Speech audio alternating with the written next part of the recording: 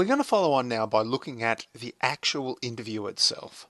After the preparation has been completed and the candidate is sitting in front of you, what do we do now?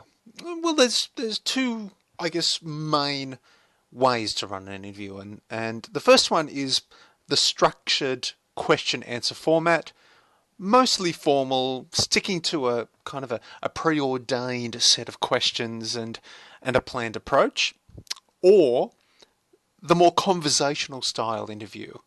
That's usually you might have a guide to the questions you want to ask, but it's done in a more relaxed style and a more conversational style. Each way is perfectly acceptable, and it should be appropriate for the type of person running the interview.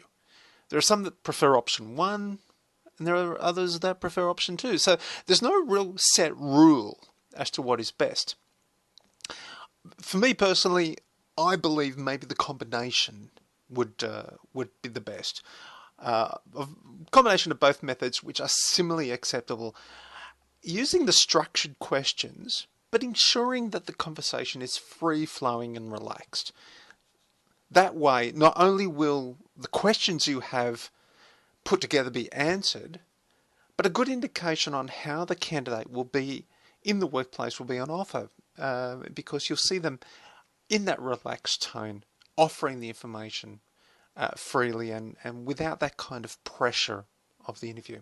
It removes some of the stuffiness, if you like, of a highly structured and tense interview, and allows a more settled approach.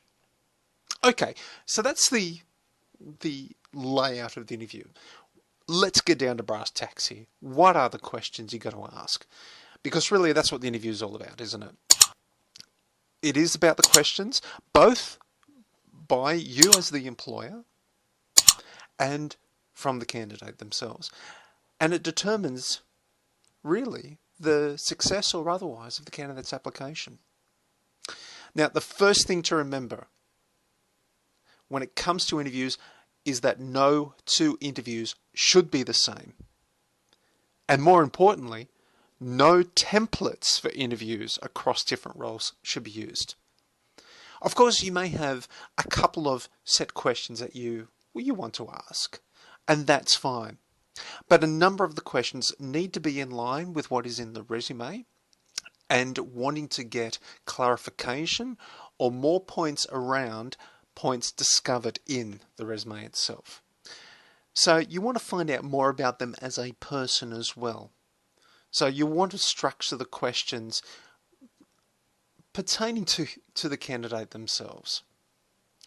And so really when you're looking at it, when you're getting the idea of how they fit in personally, behaviourally, with those personality traits, and also the skills fit, you want to structure the questions to cover both areas.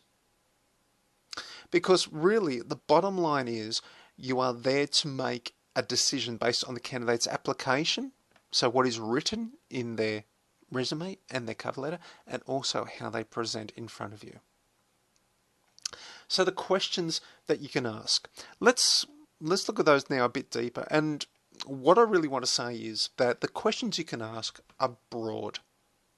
You can cover any area across their resume and across their personality, and you can glean from that as much information as you want to. You ask a question, you can then ask a follow-up and a follow-up question. Get down to the nitty-gritty of what you're trying to get out of that candidate. However, be aware, there are some questions that are considered illegal and should not be asked at any time. Let's list those ones so that you're fully aware of what they are. The list of questions that you cannot ask include race, religion, sexual orientation, marital status, age, parental status, disability, association, and political persuasion. Questions within any of these categories not only can be refused answer, but are classed as illegal. Meaning that if a candidate is asked such a question and is subsequently deemed unsuccessful in the role regardless of the reasoning, then there is quite possible some litigious consequences on that, purely on the fact that you asked a particular question that was considered illegal. It is a bit of a hole to fall into, and be aware of those questions.